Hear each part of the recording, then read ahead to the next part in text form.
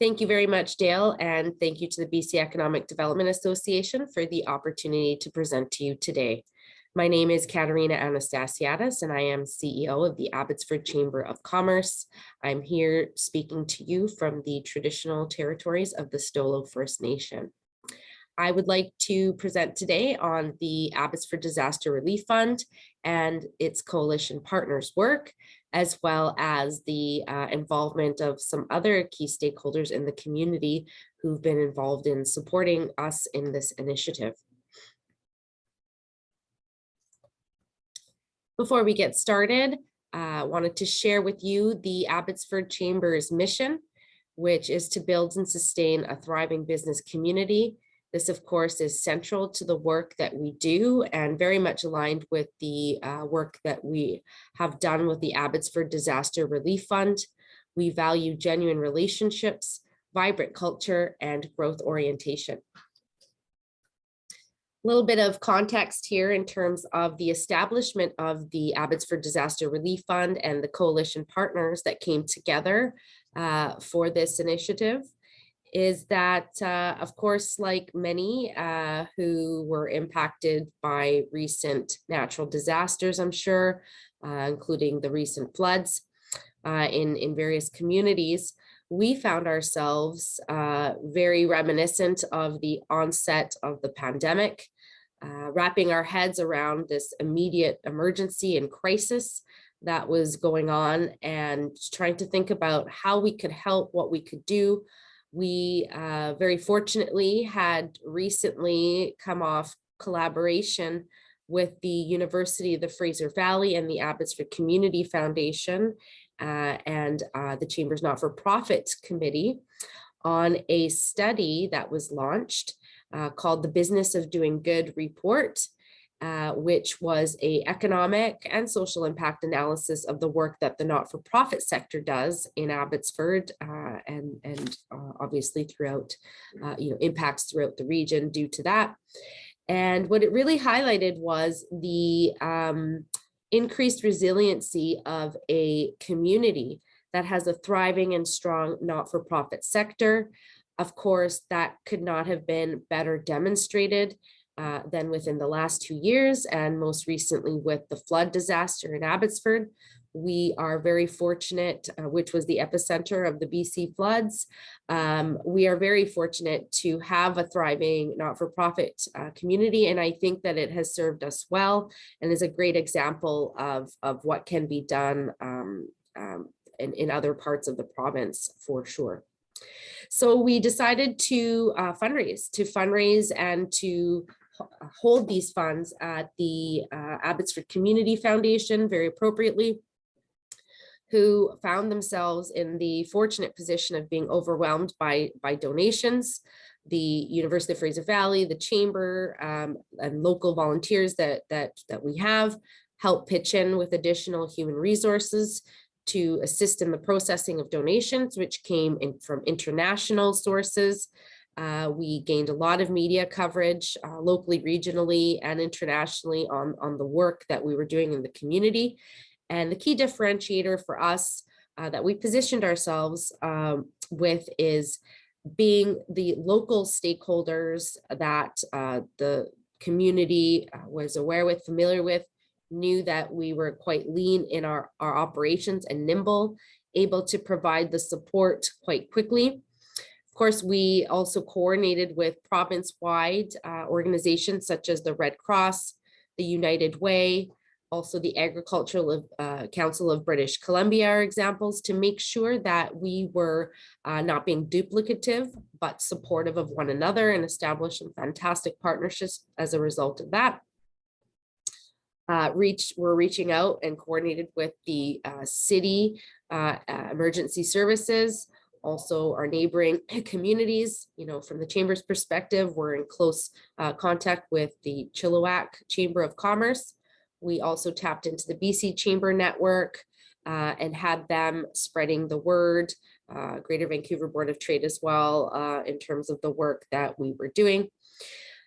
Because of course this impacted the entire province, with the trade and the food chains being interrupted, transportation networks being interrupted, and very much highlighted, of course, the significance of food security, but also the work that gets done in Abbotsford. 50% of the dairy, milk, poultry, that is consumed, and chicken that is consumed across the province originates from the agricultural activity that happens in Abbotsford. And in Abbotsford, it's the largest agricultural producing region in all of Canada, and leading, of course, in the world. So was very much a spotlight on how interconnected we all are when these things happen. And so worked very closely with our regional partners on that. We also communicated with the BC Minister of Jobs, Economic Recovery and Innovation with the data that we were gathering. And we're sure to leverage the Abbotsford Business Community Coalition, which is a broader cross-section of business stakeholders, specifically that the Chamber had initiated at the onset of the pandemic to help support our small and local businesses. So very much, since that infrastructure was already created, also tapped into that existing infrastructure to support the Disaster Relief Fund. One of the members on that was developing a survey in order to get a better sense of the gaps that were out there. That was Community Future South Fraser, as well. The city was doing that, and the Chamber, of course, was gathering data as part of the intake for the farmers and businesses stream that it's rolled out, that we will hear more about today. So later on today, and the premier, meetings with the premier to share what we had in terms of story, in terms of data. All of that was very central to the work, the communications, and the leveraging that the coalition partners have undertaken as a result of this initiative. So the initiative's purpose to support the immediate and intermediate needs of those affected in Abbotsford by the floods. Of course, as we mentioned, such as the farmers, farming operations, local businesses impacted. From the Chamber's perspective, was extremely important to ensure that we quickly and directly got emergency grant support to the impacted farmers and businesses. Often, I dare say, in almost every case of the grants being awarded to recipients, it was their first time receiving any kind of financial support and assistance. Many were not covered by insurance. Many did not qualify for the original disaster relief support that had been established prior. And so we're extremely grateful for the funding that they were able to provide. So no insurance, including for those at the big steel box, and just not eligible for a lot of funding in their circumstances. Of course, later the province had released the money for the impacted people there, but we've been able to be more nimble, and that was very important for us as a group.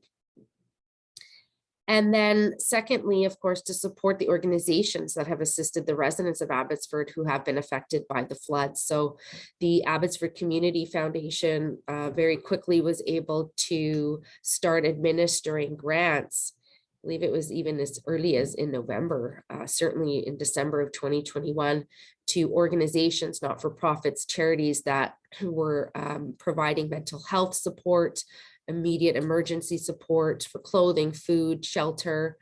And so that was very successful to be able to do that in our multi-pronged approach. And of course, longer term, the purpose is to support the ongoing needs in the aftermath of the flooding. We're very conscious of, at the 6-month mark, at the year-month mark. And I can tell you the provincial government is very much aligned with this and wants to do the same. We want to make sure that the impact of the disaster, what has happened, and the long-term recovery is not lost in the minds of the public and others that are needed to come together in order to prevent this and be prepared for the future. So some chamber focuses, some have already been touched on. Of course, the direct grants, the personal engagement. We had our board directors personally hand deliver checks so that they could hear the feedback from those that were impacted and to share their stories. Keeping sight of the public awareness campaigns at the forefront there. And then also another special initiative that the Abbotsford Disaster Relief Fund, the chamber as well, through the impacted businesses and farmers stream, has provided funding for, is the Yellow Barn initiative that is going to be sort of a one-stop shop resiliency center in the Sumas Prairie that will be providing support in the more longer term. And that, Yellow Barn is obviously located and situated to offer. And just variety of services are going to be provided there as a central location for the families and those that are impacted. Resource navigation model for further granting perhaps or resources, on-site service providers, household and clothing items, mental health and wellness services, legal advocacy, and also support for temporary foreign workers, as well as social space. So very multi-pronged initiative that the ADRF has been pleased to support. Spoke about those that were impacted. This was another gap identified, those of Big Steel Box.